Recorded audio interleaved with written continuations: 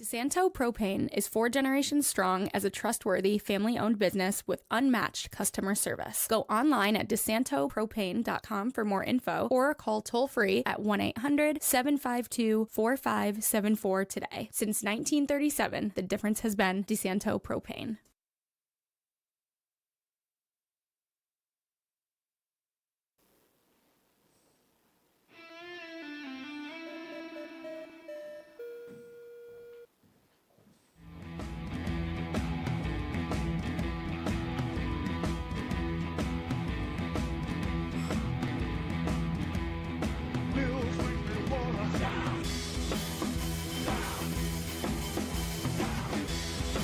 Hello, everybody. Welcome into Victory Monday here on Bills Weekly. A big win for the Buffalo Bills yesterday in Pittsburgh.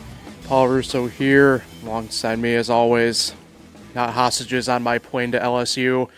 Jim Senecropi and Kyle Evans be breaking down a historic win yesterday down in Pittsburgh for the Bills. Pretty big one as well, obviously, for the season, as well as looking ahead to what has now become a pretty interesting headline game as the Cincinnati Bengals head to Buffalo this upcoming weekend. But first, before we get any further, I want to thank a couple more of our sponsors, including Ticino's Pizzeria and Restaurant. You can visit Ticino's Pizzeria and Restaurant at their original Waterloo location or all-new renovated location in Geneva. Dine and take out, delivery, catering, and banquets. You can order online at Ticino's.com. Live, laugh, and eat well. It's the Italian way. And GoNet Speed, the future of connection is here, and it's fiber. Made for how we live and work today. GoNet Speed fiber is faster and stronger than anything out there. You can check availability in your area as well as plans and pricing at GoNetSpeed.com and get ready for fast and reliable fiber internet straight to your home. All right, guys. So 26-7 ends up a really good victory no matter what here. Obviously, we'll get to some of this historic stuff here in a second involving the team. I will say, admittedly, through the first half, I think on the surface, I was a little bit like, here we go again a little bit here. Yeah. But the tides really turned pretty quickly out of the gate in the second half. We'll kind of jump into more on that as well in just a second. But I don't know if it was us or a tale of two halves, but really at the end of the day, you get a pretty big win for the Bills, obviously, for this season. Right the ship. Ends up being pretty big for the standings, the way everything kind of shook out. And you're kind of looking at a little bit more brighter going into this game upcoming against the Bengals this weekend. Right, I would say it's a good win, but are the Steelers a real team? Yeah, fair. I mean, we talk almost every week about how bad, the Bills receivers are, the Bills offense as a whole, and then you watch that offense through 3 quarters. They had 90 total yards. How is that possible? I mean, especially a Bills defense that can't stop the run, and the Steelers like to run the ball, and they had 90 total yards. I couldn't believe it. If this was any other week, any other team probably, except maybe a few like the Titans, Saints, the Bills would be down double digits in the first half. I mean, they had a interception, punt, fumble their first 4 drives. They were moving the ball, but they were shooting themselves in the foot. And man, it seemed like after Josh Allen took that late hit from Patrick Queen with, I think it was about 2 minutes left in the first half, the game kind of shifted more in their favor. And then when they come out of the locker room and Joey Bosa makes that, strip sack, and then Christian Benford picks up the ball, and Steelers were dead. Gets an interception on the next possession too. Yep, the Steelers were dead right there. And it's funny just hearing the amount of boos throughout the crowd, the fire Mike Tomlin chants. And yeah, just they ran the ball whenever they wanted, and I mean, they just kept doing it. Yeah, it was a relief win. Like, I felt like it was a relief. Like, let's face it, in that first half, like, this could be really bad. This could really end bad. And then, it ends up being an easy win. And the way the NFL is nowadays, you just get the win, go to next week, see what next week. I mean, next week, Josh Allen could throw for 450 yards, and, and they could win easily again a totally different way, Who knows? This same Steelers team beat the Colts 3 weeks ago. Yeah, I mean, none of it makes sense, really. I mean, it's hard to sit here and have a podcast and try to make sense of it. All I know is that the Bills are now 8-4, which even though they're like in 7th place in the AFC playoff picture, they have the same record now as the Colts, the Chargers. They're 2 games better than the Ravens, who are, looking at the 4th seed. if they can win the North, which it looks like they're on track to do. Same record as the Jacksonville Jaguars.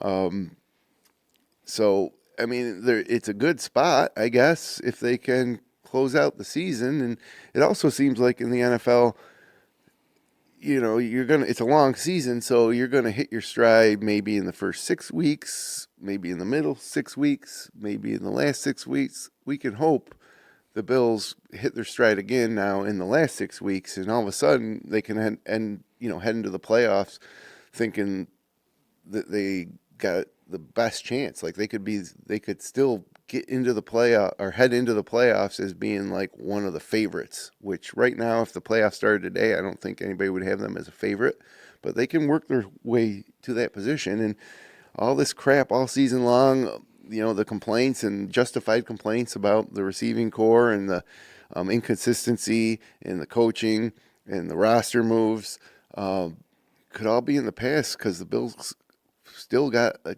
good chance to get to the Super Bowl. And every week you watch all these teams that are around the Bills, like you just mentioned, the Broncos last night, the Colts. There's no team that's like really okay, the Patriots are really good because of their record, but they're not unbeatable. Every team is beatable. 2 weeks when the Bills play them. Yeah. I mean, but that's what I'm saying. So you got to handle Cincinnati next week, which at home. Then you go on the road at New England, and just imagine if the Bills win the next 2 weeks with that second win coming at New England, just what the situation will be in terms of the psyche of the Bills fans and the national media, their approach to the Bills' chances to get to the Super Bowl. I mean, so everything can just flick a switch in a second. But I could see them losing to Cincinnati next week.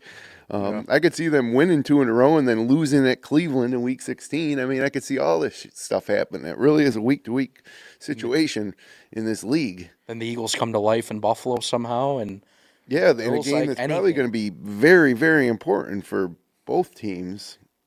So I mean, anything could happen. So sit back, buckle up, right? Buckle up, Buttercup. Yeah, crazy league. Yeah, I think that's why to me this game was such a big win, is because specifically, not to say I didn't call it, but Cincinnati goes out there and beats Baltimore on Thanksgiving night, and it's a completely, not a knock on Joe Flacco, but it's a completely different looking team with Burrow under center, even still dealing with that foot injury. That I'll save some of it for when we get to obviously the Baltimore's not that good. Yeah, I mean, I'm not sold on Cincinnati. They're definitely better with Burrow, and we're going to talk about that game. I know coming forward. Chargers are in trouble. Herbert injured. They're Joey Alt, done for the year. Their tackle. Yeah, Daniel Jones has a broken fibula. Yeah, I don't know how he's playing with that. Jacksonville, can you trust them? Can you trust Trevor Lawrence? That's what I mean. You go through all the teams. The Bills, as bad as it seems like it's been, they're right there with all those teams. And do you think that looking ahead into the playoffs, that the Bills can't win a AFC championship type of game in Denver or in New England? I think that they can. Oh, in that sense, yeah. I thought you were talking like the other way for a minute. I was like, I think anything's possible based on what we keep seeing. Right. Yeah. The only thing about Denver that scares me is that defense, and even then, I don't think it's good if Washington's offense can expose you the way they did a little bit yesterday. I do think, though, if it gets to that point, I mean, look what Washington did to them. I mean, crazy. What the Giants Marcus did to them. Mariota. Yeah. The Giants pounded them, and then the fourth quarter magic. Yeah, that's why They've won on 2 walk-off field goals this year. The Broncos have a lot of luck this year. Yeah, and that's why to me tonight I'm really intrigued to see how New England kind of responds to what has been a at minimum plucky Giants team. I mean, I know they're 2-10, but they've been a headache team for a lot of teams so far this year. So Bills fans would be watching that game rooting for the Giants hard. Yeah. But I'd say unlikely, but anything can happen because I thought it was unlikely that the Commanders could take the Broncos to overtime. Well, here's a little hope. The Patriots are 4-2 at home, and they're home tonight, and they're 6-0 on the road. Yeah. But yeah, I mean, those are just numbers. Well, we'll see. I certainly wouldn't bet the house on the Patriots winning tonight. No, that's for sure. Let's get back to the game that was yesterday, 26-7 win, obviously in Pittsburgh. Kind of mentioned there were some history portions here. Let's jump into some of this good stuff here first before we kind of maybe deviate a little bit here. Josh Allen gets a new record for him to notch into his belt.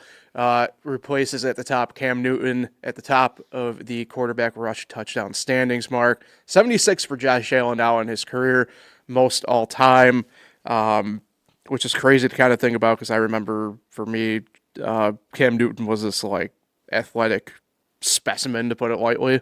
I'm still convinced. Now, this is me getting a little bit off on a tangent, but I'm still convinced Cam Newton's the best college player I've ever seen in my life in terms of like whatever.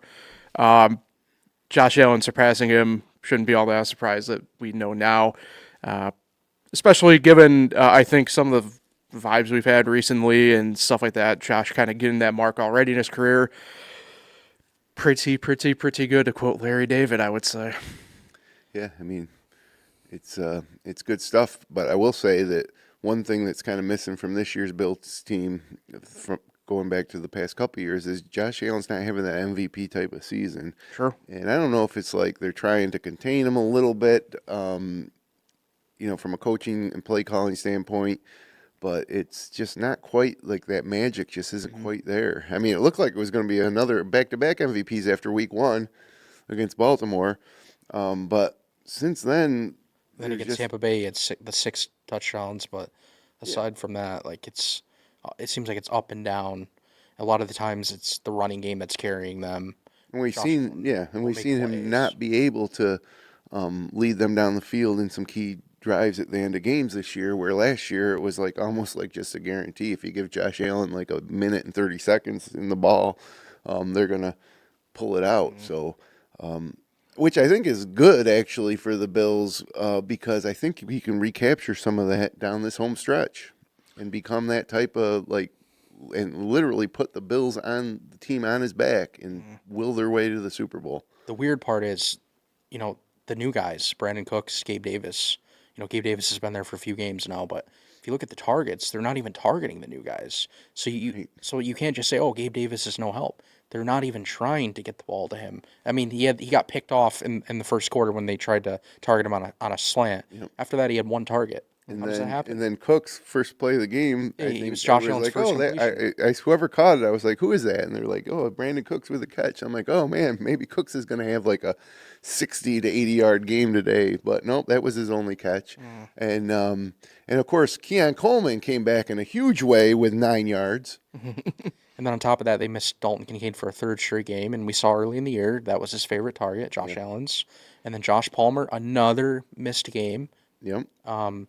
So, again, we haven't seen the whole receiving core, tight ends included, as a whole and healthy. And the new guys, I mean, if you're Joe Brady, you got to target them more. You didn't just sign Gabe Davis to the active roster to have 2 targets and, 5 in the last 2 games. And Khalil Shakir, 5 yards, 1 catch for 5 yards. In a game like that yesterday, I just find that hard to believe. And what did they do in the first quarter? Another screen pass to Khalil Shakir that went off his hands. Yep. When does it stop, Joe Brady? Anyone with a brain knows this. It was pretty funny towards the end of the game, and obviously yesterday was the A crew for CBS and with this game, right? And hearing Romo go like, "It's been a great game" by Joe Brady, calling it up top. I'm like, what is he on? I was just like, I guess you're giving him credit for calling run plays. Well, right. I'm sitting there going like, maybe in the 4th quarter when he realized like you can just run this team to death right now, and we'll get to that in a second. But like, I think for most people who have watched the Bills all year in the capacity that we do, it was a lot of just the same questions we've had or head scratchers, whatever you want to call it. In other games where they lose, they don't run the ball well and they don't have a passing game. Yeah. In the grand scheme of things in the NFL, the best formula for winning football games is being able to run the ball like the Bills did, in the second half yesterday. You see it with Jonathan Taylor. When he scores, they're like 6-0, and when he doesn't, they're like 3-5. Yeah. I just, I don't know if the Bills can consistently do it. I mean, at some point, Pittsburgh had to be like, they're running it here. Let's freaking stop it. Establish the run. Gaps that the Bills were creating, too, with their backup. Yeah. Anderson dude was unbelievable yesterday on the offensive line. They were without Brown and who's the other guy? Spencer Brown and Deion Dawkins. So they're out without both tackles. Yeah. And they still were able just to run it down their throats. Like, And the wide receivers were blocking really well. Shout out to Tyrell Shavers. Yeah. No targets again, but if you saw the film, every time they ran a play, he was blocking and keeping up with the plays. A lot of wide receivers will quit and not block, and he did a great job. Yeah. Yeah, a couple things there, obviously. I want to get to at some point. Yeah, Anderson Van Denmark, or Vandy, apparently, is the broadcast. Really want to get into that. Yeah, the unsung heroes, right? I mean, for all purposes, did a really stout job in a tough situation. Did TJ Watt play? Well, we do know he did, because he got mad at Okay, when he got hurt, was it because the guy who got charged with the unsportsmanlike shoved Bosa, who landed on own guy, landed onto Watt? His own player injured him. So he was mad. He threw his helmet down. I think you saw that. Yeah. But, I mean, heading into the game, I was terrified of what TJ Watt was going to do to this. And Alex Highsmith, and all the guys up front. I mean, they provide usually pressure, and they didn't. TJ Watt had one pressure the whole game. Beautiful thing. And it came when he was unprotected. Yeah. So, of course.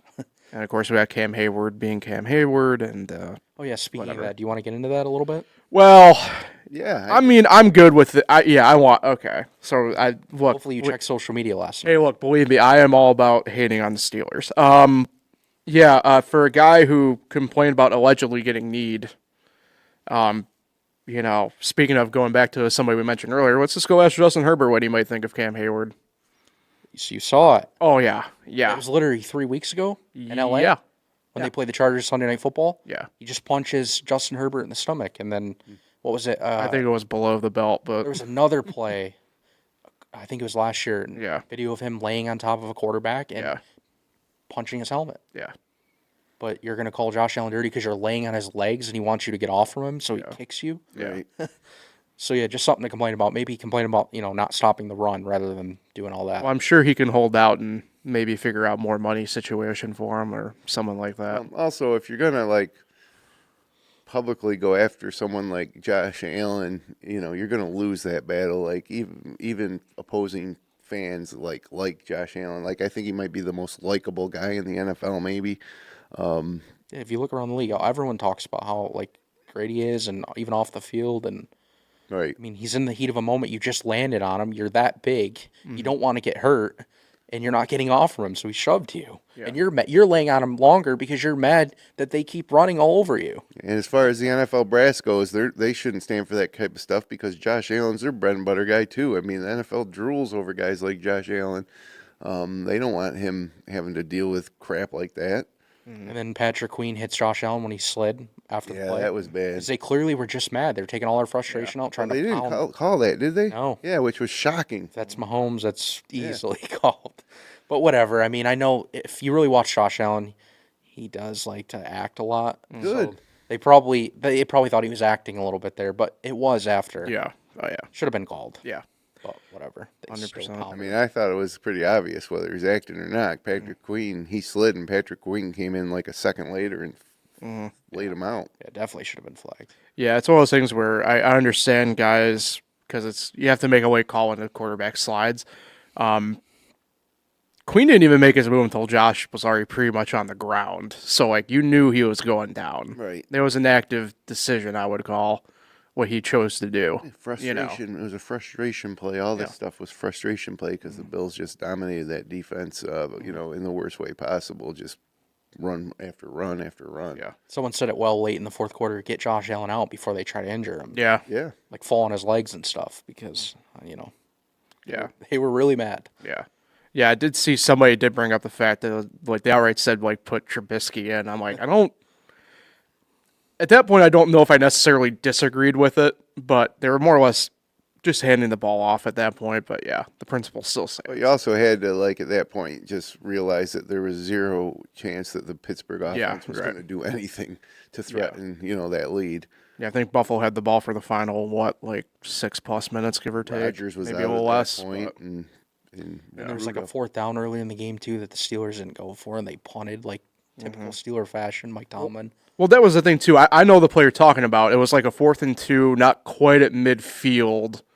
But, I'm sitting there going, this is a spot where you're down by technically 2 possessions. You should be going for New it. age college or new age coaching is go for that every time. Yeah. Like that's what you do now in the new NFL. But hey, Mike Tomlin knows what he's doing. He's never had a losing season after all. No, we'll see. I think what are they now, 6-6? Yeah. So Yeah, that's our identity. Just win enough games to make the playoffs and then lose. yeah, Do you even know their last playoff win? You're going to be stunned. I was in college. I'm pretty sure. Probably. Yeah, 2016, right? 2016. Yeah, I was a senior in Before college. the Bills broke the drought. Yeah, Wow. yeah. Most other coaches are long gone by now. For sure. Like But the 9-8 seasons help, I Yeah. guess, in that organization. Well, they got the same record as the Kansas City Chiefs, and they own the tiebreaker over the Chiefs, Yeah. which is also a crazy kind Jim, of bizarre deal. I just want to dunk on Pittsburgh. The Steeler organization drives me up a freaking wall. I just Yeah, no, it's frustrating to have, you're always a winning team, but you never are the best team, and it's got to be frustrating. But conversely, as I say to any Pittsburgh fan who does want to fire Mike Tomlin, is that, well, there's worse places to be. I mean, Sure. I think they haven't been able to find a quarterback since Roethlisberger, and yeah. Well, that's kind of been the issue, I think. And they always have awful offensive coordinators. Yeah. I mean, if you're the Steelers yesterday and you see how bad the Bills' run defense is compared to their pass defense, even though it didn't work well necessarily early, you keep running. You keep pounding the Like run. the Bills did. Yeah, and you'll eventually figure it out. You'll eventually get that 50-yard run against the Bills' defense.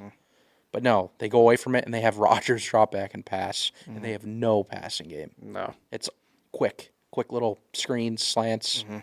And Rodgers obviously can't do anything. So in a play where the pressure comes in and someone like Josh Allen will turn that into a broken play into like a positive, Rodgers doesn't have that option. He's got to throw it away like immediately or get crushed. And the Bills would dream to have DK Metcalf. And Oh here my they can't. God. And here they can't even use DK downfield Right. because they don't run that kind of game on the offense. It's quick little slants. He hasn't gone over 50 yards in 5 weeks. Yeah, DK Metcalf. which is kind of If he was amazing. with the Bills, man, it would be a completely different offense. He's exactly the type of guy the Bills need and exactly the type of guy that I think people were hoping Keon Coleman would be. Don't worry. Rodgers is still doing his own investigation. Into what? The science of trying to figure out, Oh, how his wide receivers can be open. Well, he's tough. He played through several broken bones in his hand. I've done that before. His nose, I think his nose definitely got broke. yeah. It's definitely Yeah. broke the nose. And his tight ends weren't running the right routes. You saw Jonnu Smith would turn the wrong way. Yeah. He said, "God damn it!" Yeah. Well, hey, I mean, that's got to be frustrating. You're professional, football is professional football, and running the wrong routes. And he is told him at the line too. Apparently that he was changing it to go in and not go out. It was, what was it? Was it last week or 2 weeks ago when he called out when he was on the sidelines, like they were in an illegal formation and ended up being an illegal formation? Like, And what do you think about him also saying that players aren't showing up to watch film on time, and he thought they had a bad week of practice, and he said he didn't know if it was because of the cold or what, but calling out Mike Tomlin, I guess. Oh. So yeah. Well, that doesn't make you feel better about the Bills getting this win, no, Yeah. but I think it would if I were in the Bills' shoes, I'd feel pretty good. But that's just take him when you can again. get him, I guess. Again, I hate the Steelers, so that's how I feel about that. well, another Anyway. AFC North opponent coming next week. Yeah, that's true. I did want to note though on the receiving end when you guys were talking about it, who led the team in targets for the Bills this week? Ty Johnson. Exactly, a running back. So See what I mean every week? Yeah. It's not always just the players. This is an offensive coordinator who doesn't know what he's doing. I get they ran the ball a ton, but Josh Allen still had 23 pass attempts, and your leading guy in targets was your second string. I mean, arguably could be even third string running back because Ray Davis had a lot of carries yesterday. yeah. That just can't happen in my opinion. And your leading receiver was James Cook. So And how many weeks in a row did we talk about they literally didn't even target him in the passing game? right. 33 yards Yeah. was your leading receiver yesterday, Yeah. James Cook. Yeah. There was not a Buffalo Bill wide receiver with over 10 yards receiving. There was Except Knox. Cooks, right? The first. Cooks. Oh, yeah, 13. Cooks had 13. But after that, none. Then it was Coleman with 9. Shakir with 5. Yeah, it was running backs and tight ends were your leading guys on the yardage But front. even Knox only had like 30-something yards, and then Haas Yeah. had 1 catch, I think. I mean, And statistically, the Steelers had one of the worst pass defenses. It was like in the 20s or something like that. Yeah. So I thought, they could have a big day, but no, game script flipped, and they just pounded the run. Yeah, pound is the understatement here. Bills set the record for most rushing yards against the Steelers, breaking their own record that they had against the Steelers. 1976 or something like that? 75. I thought it was going to be cute, but my trivia time was ruined when I went to look it up because O.J. Simpson was still the running back at that time for the Bills. So, either way, incredible stuff there. James Cook, you see also pictured there, career high for him in terms of touches with 32.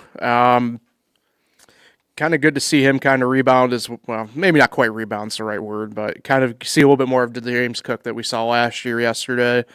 Ray Davis mentioned him. Yardage going into this game yesterday, 44. He doubled that. He's at now 106 yards on the year, 62 yesterday. So job well done to Ray Davis for making an appearance on that front. But tough to complain. How about the time of possession real quick? Yeah. You see the final numbers?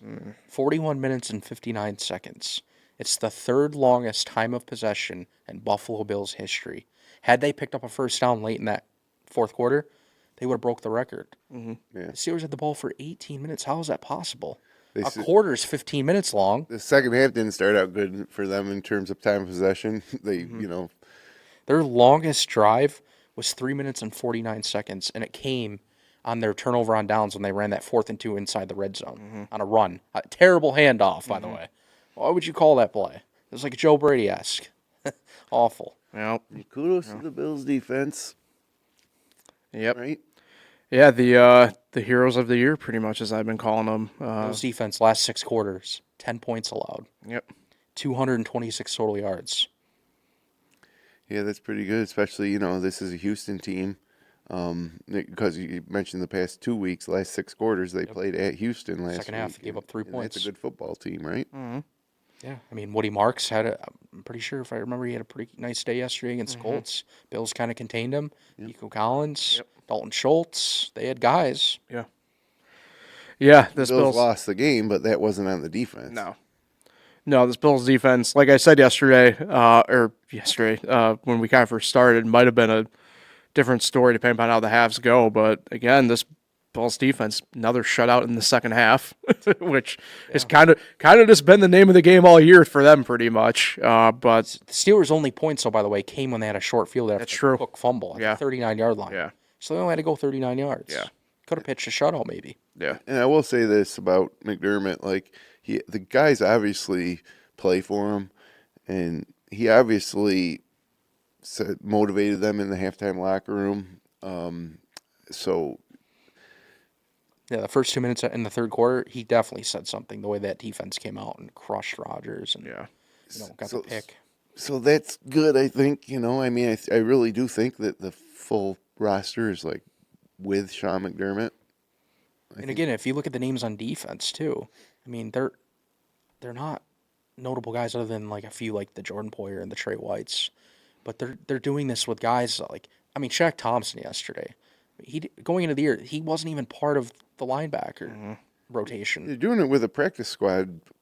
I mean, guys that when you're making your team as an NFL GM in the offseason, that you're overlooking most of these guys. You're signing them late to maybe be a backup or something. Yep. But Jordan Poyer and Trey White making plays again. I mean, at the same time, turn back the clock. Maxwell Harrison, didn't start the year with the team. I mean, DeMar Hamlin was the starter to start the year. Just guys that are coming in, and that's why I say I really truly believe the amount of losses they have is on the offense. yeah. 100%. And hey, Shaq Thompson is selling his Charlotte mansion, by the way, so who knows? Is Charlotte, North Carolina, or Charlotte, Rochester? Charlotte, North Carolina. Played in one game with the Panthers last year. Yep. But Might need him this year if Joey Bosa misses the game. Yeah, I was about to say, so he's dealing with a hamstring issue. Other than that, the same guys that we've been talking about a lot on here, dealing with the injuries and stuff like that, are the ones still on the injury report. But Cade's got to be ready. yeah, I It'll think be the 4th week. They would have put him on IR. Yeah, this is kind of entering the territory of like, if he wasn't going to be good to go here at this point, then that's just a little bit of malpractice. He could get a roster spot for obviously a month and have done something, but who knows? Who knows on that front? So Cincinnati heading to Buffalo this weekend. A game that initially got flexed, I think, has a lot of weight now to it. It's going to be interesting. I don't know if the Bengals defense necessarily puts up the same fight we saw that they put up against Baltimore. Is this still 4 o'clock window game? It's a 1 o'clock. Got flexed They out. moved it. Yep. Okay. Yeah, it got flexed out 2 weeks ago, 3 weeks ago. for Bears something like that. Packers. Yeah. Oh, that's right. Yeah. So there's that. But look, the Bengals have figured some stuff out even going into that game against Baltimore. Chase Brown has kind of come back on the scene in the running game a little bit more. Same with some RJ Pirine for them a little bit. Defense is mildly improved. Right. I don't know how much of that we'll see necessarily carry over week to week.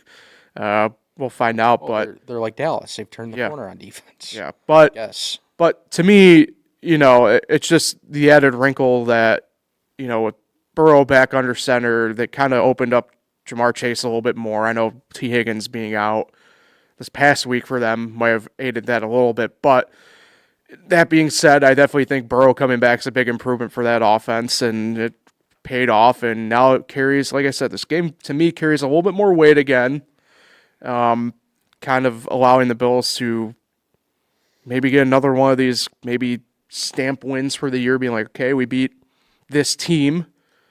We've done it before. Carry this momentum. Like we mentioned, this now has turned into a pretty big month of December, more than it already was. Get off on the right foot against Cincinnati. I think it kind of opens up the possibilities a little bit better for this team going forward. Yeah, well, if they don't beat Cincinnati, they're going to head into New England. Basically, it makes that game important for the Bills, but almost meaningless in terms of seeding and stuff. If they win this game, they head to New England, and you still got a outside shot at the division. Mm-hmm. So I don't know. I mean, I think obviously, like, the Bills have, in their last 4 games, they're 500. So if they lose to Cincinnati, then in their last 4 games, the Bills are 500, 2-2. So if they go to Cincinnati and lose, that means in their last 5 games Cincinnati's at Buffalo. But if they lose that game, then all of a sudden they're, 2-3 in their last 5. I mean, They're also 4-4 in their last 8. They started 4-0. Yeah. So they could be 4-5 in their last 9, which is crazy to see. It really is a game that the Bills will be favored in. I mean, I don't know what the early line is, but I bet it's something around 4 or 5. 5.5. 5.5. Got to win this game and then move on to New England on December 14th. That's right. I forgot today is officially the first day without ESPN bets, so they don't have lines on the thing anymore that I'm looking at. Also, if they do lose and the Texans beat the Chiefs, which I guess could happen at this point, they'll be out of a playoff spot again. They're not again, but the Bills would be out of a playoff spot. And they could have had that yesterday had they lost to Pittsburgh, because Houston, has the tiebreaker. Well, it's a big game. They're all going to be big from here on out. It doesn't matter if you're playing Cincinnati, New England, Cleveland, or Philadelphia, or the Jets.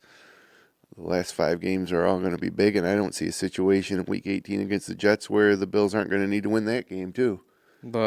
The coming off of victory, New York Jets, by the way. Speaking of chaos in the NFL. Well, I did this math 7:30 this morning. What it would take for the Bills to win the division.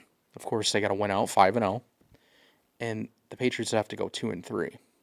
So yes, they would need a loss to the Bills.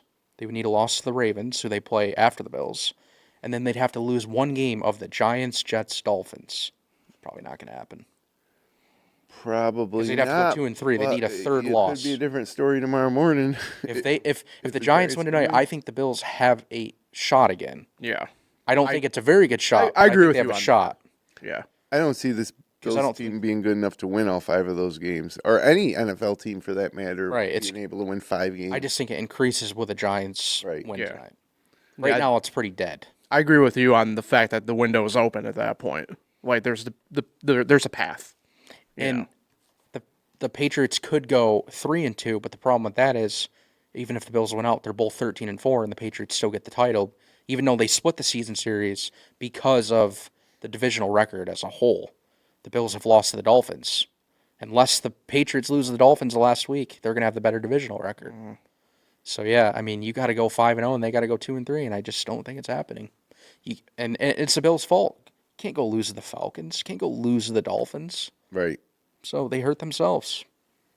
Or lose to New England at home. I mean, that was really when By this 3. started. Yep. You started 4-0. And then you lost to New England at home. And like we just said, they're 4-4 in their last 8. It's all on them. So.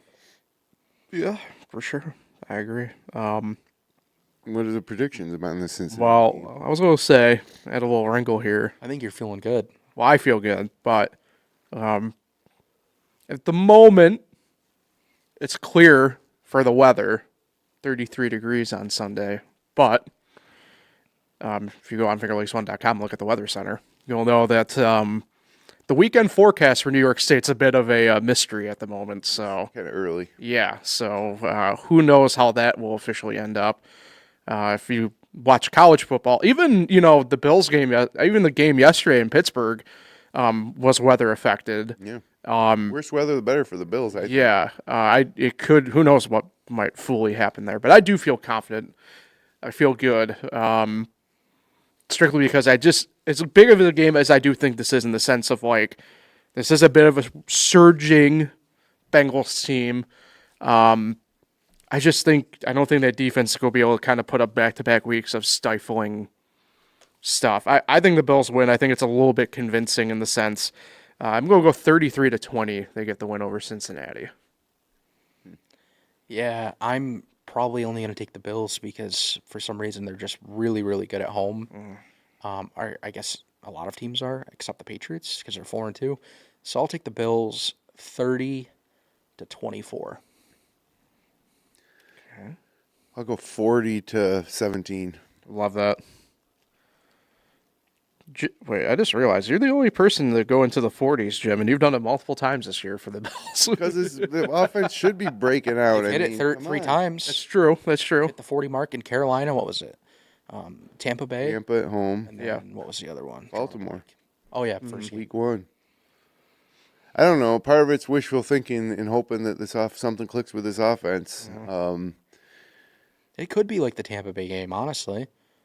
Because the Bengals defense isn't really good, and they're home, and the passing game could come out, and Kincaid could be back. So, I mean, you could be right. It wouldn't surprise me, that's for sure. Well, they're going to need to be, like I said, last year, give Josh Allen the ball with, a minute left on the clock and needing points, whether it's a touchdown or a field goal, and he would get it.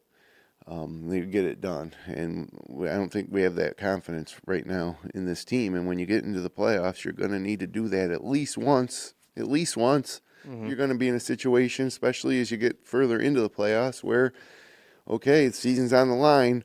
There's, 55 seconds left. You got one timeout, and you need a field goal to win, or field goal to tie, touchdown to win situation, and they're gonna have to do it. So I want to see them at least build the type of confidence that you feel like they can do it when they get in that situation. And right now, I haven't seen it this year, outside of that Week 1 win against Baltimore.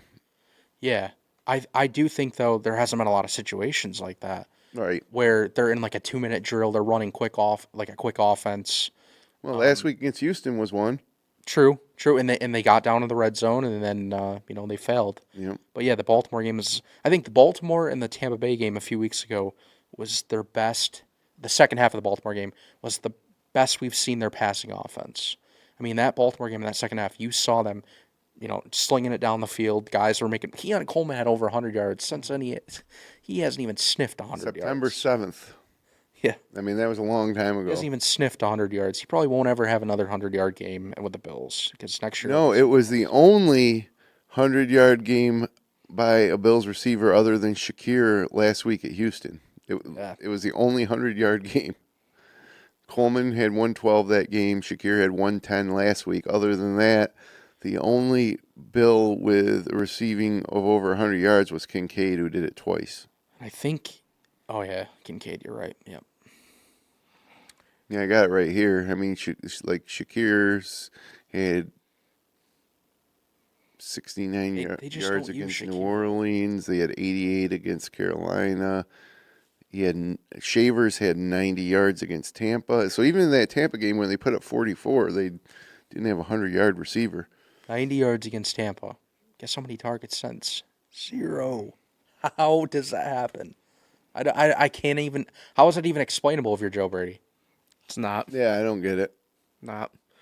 Hey, mentioned this too going into the weekend. Games of note impacting the Bills potentially here because we mentioned some teams.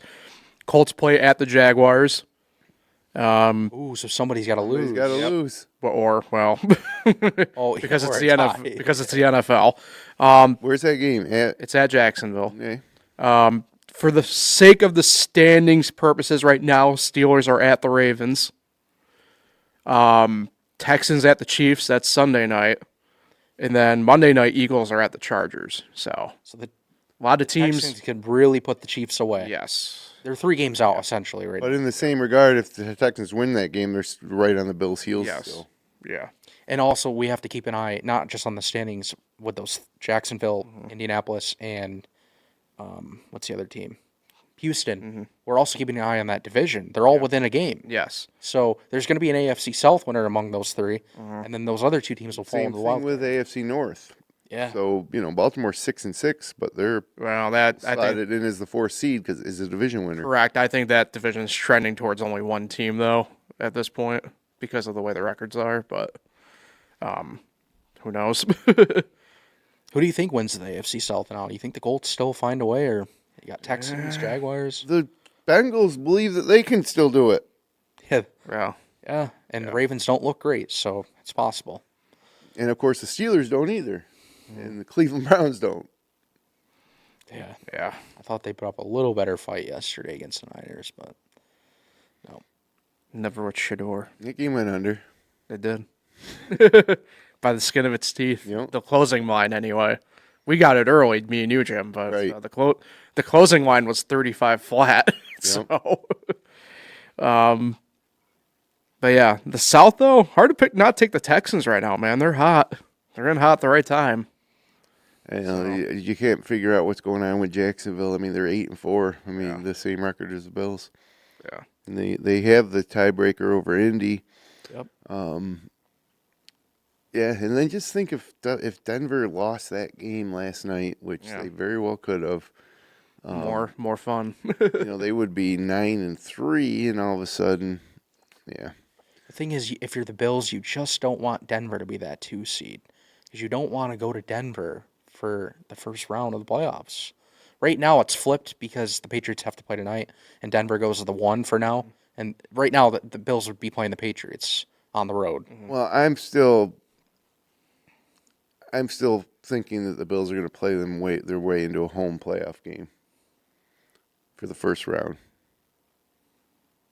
No? I don't. They have to somehow get to the Patriots though for that. What, you got to win the division to get yeah. to get a home game? Yeah. Yeah. Oh, well then forget that. Yeah. I thought that isn't there situations where wild card versus wild card in the first round? No, it's all division winners versus wild cards. As far as I know, anyway. I don't think they've changed. No, I'm gonna have to. I'm bone up on my playoff seeding then. Sorry, Jim. But yeah, that's why those games got essentially a 4-pack of them are pretty important. And hey, the way the NFL has been, who knows? I mean, maybe the Raiders somehow do pull off a miracle and beat the Broncos next week. And next thing you know, Patriots lose tonight. They're on the bye week next week, and who knows what might happen. There's still more than 25% of the schedule ahead of the Bills right now, and the rest of the NFL. Yeah. And so the way things are, you can't. It's tough to look at any team and say, well, they're going to win these games. They're going to finish 4-1, or they're going to finish 5-0, or whatever. I mean, it's just crazy. Anything could happen any given week. Just ask the Los Angeles Rams, who lost to Carolina. And Carolina lost to the Bills 40-9. Yep. And Carolina beat the Packers in Lambeau. And the Packers lost to Cleveland in Cleveland.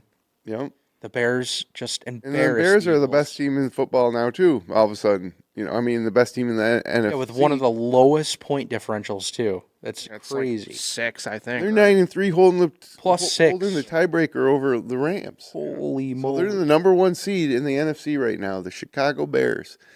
I mean, and you think Ben Johnson is pretty good or what? I mean, because you got the Lions now they're in worse shape than the Bills are in the NFC, Yeah. They're major trouble. and the Bears are the number 1 seed right now. Ben Johnson. So they have a plus 6 differential, as you mentioned, the Bears. For reference, the Patriots are the 2 seed in the AFC with a plus 92 differential. Broncos, number 1, plus 66. So they're just finding ways to scrap up these wins. I mean, the Eagles game was a little different. They were up big, late in the fourth, and the Eagles scored that touchdown to make it look better. But they really dominated the Eagles in Philadelphia. It was impressive. Last night, do you think that the Commanders should have gone for 2 there Yeah. at the end? Yeah. I thought so too, but I mean, if you think about it, you could really play a spoiler there if that game ends in a tie. Yeah, but you're 3-8. Go for it. Okay, well, so now you're 3-9 or whatever. Yeah. Instead of kicking the extra point. If the Commanders were more in it, I would say kick it, because a tie could still end up benefiting you in the standings. And a tie does nothing. But since you're For way a out of it, draft just go pick, for it. You have yeah. nothing to lose. Tie does nothing for the draft pick right now. Yeah, that's true. I suppose. And I guess Mariota needed to throw that ball to the sky to get it over those arms. He did. He did. Because, man, that was a big play. That was over as fast as it started, right? Pretty much. But How about the first touchdown to McLaurin that got called back?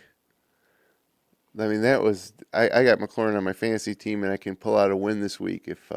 Normally, I'm not the guy who blames officiating or anything like that, but those fourth quarter calls were. And then how about Yikes. Debo getting tackled at the 1 on the next play? Yeah. Like, jump in the end zone. Yeah. Like, if people get... How many times in the NFL you see a guy get tackled at the 1, and next thing you know, it's 4th and 2 from the, and goal to go.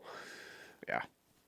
Welcome to Commander football in 2025. You didn't want to pull an Isaiah Likely on Thanksgiving night when you see what happened. Oh, yeah. Fumbled back for a touchback. It keeps happening a lot this year.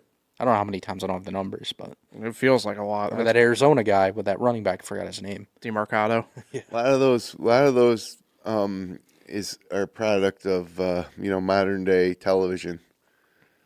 Like, you go back 20 years ago, they probably don't even notice that. But now you're running the replay, and you can see. True. They barely lost it. And anyway, yeah, good win for the Bills. We'll see what happens next week. I mean, I don't know how. I definitely feel better after a win than a loss, but I don't feel like we solved a lot of the issues. No, not in that sense. But just keep winning. Yeah. I'm sick of doing the roller coaster ride on here. I want consecutive weeks of feeling good. Well, to be honest with you, 3-4 weeks into this podcast, when we had New England and Atlanta and Carolina coming up, it was kind of boring.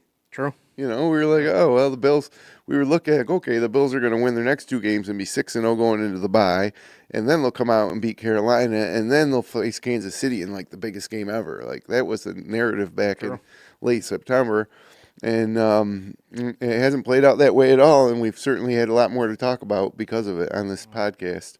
Yeah. I think if last year's Bills team had this schedule and the teams around them are doing what they're doing this year, last year, the Bills would be like the number 1 seed. Like, they'd be in really good shape. Yeah. Just it was a bad year for the Bills to not have a great roster. Yeah. Because the Patriots are going to get the number 1 Don't lose seed. at Atlanta or Miami, and everything's different right now. I mean, just win one of those games. This is Drake May's second year, and they're probably going to get the number 1 seed. And Josh Allen and Sean McDermott have been together for 7 years and have never gotten the 1 seed. If you're a Bills fan, you're infuriated. Sure, especially if it plays out this way. Then you go into next season, and the preseason, predictions come out, and you got New England at the top. Like, what's that? And by the way, to throw in another number, you were 4-0 to start the year, where the Patriots weren't undefeated to start the year. Didn't they lose like 2 of the first 3? Yeah. I think so, yeah. And they've won 9 in a row since. Yeah, they lost to the Raiders week 1. They're going for 10 tonight. Yeah, they lost to the Raiders. Yeah. So, job well done there.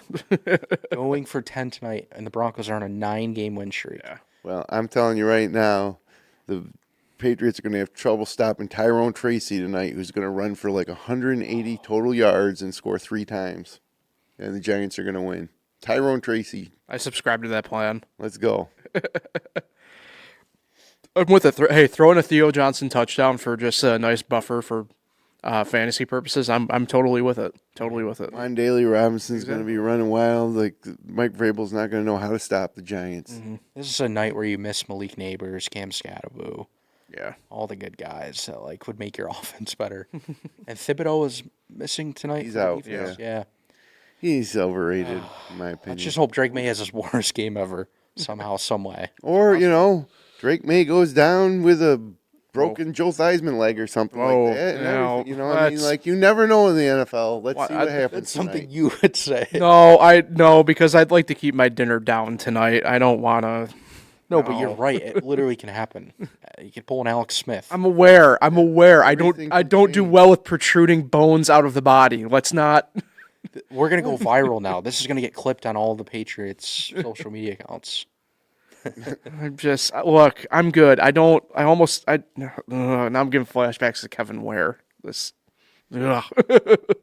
Yeah, anything can happen. We'll see what happens tonight. Yep, The NFL never disappoints in terms of its unpredictability lately. it's true. It is true. All right. I think that about does it, though, for Bills Weekly this week. We'll be back at it again next Monday morning at 10 a.m. Gentlemen, thank you. We got Victory Monday. Always feels good to do that. So Get another one next week. yes, sir. So you can find Bills Weekly and all other FingerLakes1.com podcasts on FingerLakes1.com, the FL1 YouTube channel, and all major podcasting platforms. Again, back at it next Monday at 10 a.m. Until then, let's go Buffalo.